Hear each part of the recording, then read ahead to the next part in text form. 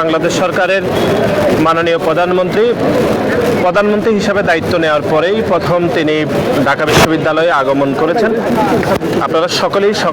সকালে দেখেছেন যে ঢাকা বিশ্ববিদ্যালয়ের সকল শিক্ষার্থীরা রজনীগন্ধা ফুল এবং বাংলাদেশের লাল সবুজের পতাকা দিয়ে গণপ্রজাতন্ত্রী বাংলাদেশ সরকারের মাননীয় প্রধানমন্ত্রীকে ঢাকা বিশ্ববিদ্যালয়ের পবিত্র মাটিতে স্বাগত জানিয়েছেন।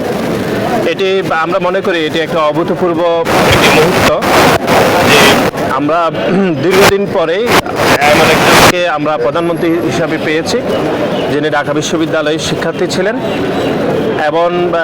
প্রধানমন্ত্রী হওয়ার পর তিনি প্রথম ঢাকা বিশ্ববিদ্যালয়ের মাটিতে এসেছেন। এটি একই সাথে আরেকটি নতুন একটা ইতিবাচক রাজনীতির শুভ সূচনা হয়েছে যে গত 17 বছর যারা অবৈধভাবে রাষ্ট্র ক্ষমতায় ছিল সেই অবৈধ রাষ্ট্রের যিনি অবৈধ প্রধানমন্ত্রী ছিলেন আমাদের রাষ্ট্রের যিনি অবৈধ প্রধানমন্ত্রী ছিলেন তিনি যখন ঢাকা বিশ্ববিদ্যালয়ের পবিত্র মাটিতে আসতেন আমরা দেখতাম যে এরকম পেশি শক্তি প্রদর্শন হতো এবং একই সাথে একটা ভীতিকর পরিবেশ তৈরি হতো, আপনারা খেয়াল করেছেন। কিন্তু আজকে আমাদের মাননীয় প্রধানমন্ত্রী ঢাকা বিশ্ববিদ্যালয়ে এসেছেন, আপনি দেখেছেন যে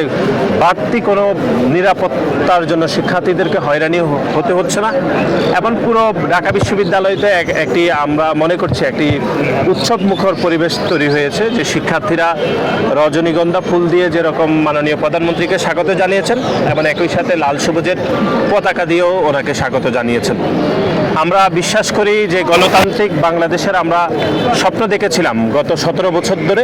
সেই গণতান্ত্রিক অগ্রযাত্রায় আমাদের বাংলাদেশ ইতিমধ্যে প্রবেশ করছে এবং তার একটি নমুনা আমরা এখানে দেখছি যে একজন সরকার প্রধান ঢাকা বিশ্ববিদ্যালয়ের মাটিতে আসলেও খুবই স্বাভাবিক উৎসবমুখর পরিবেশ বিরাজ করছে, কোনো বাড়তি কড়া নিরাপত্তা নেই, কোনো নিরাপত্তার কারণে শিক্ষার্থীদেরকে হয়রানি হতে হচ্ছে না,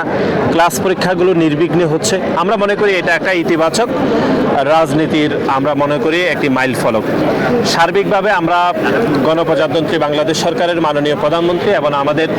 দলের সম্মানিত চেয়ারম্যান জনাব তারেক রহমানকে আমরা আপনাদের মাধ্যমে আমরা স্বাগত জানাচ্ছি, যেরকম সকালে ঢাকা বিশ্ববিদ্যালয়ের শিক্ষার্থীরা ওনাকে স্বাগত জানিয়েছিল।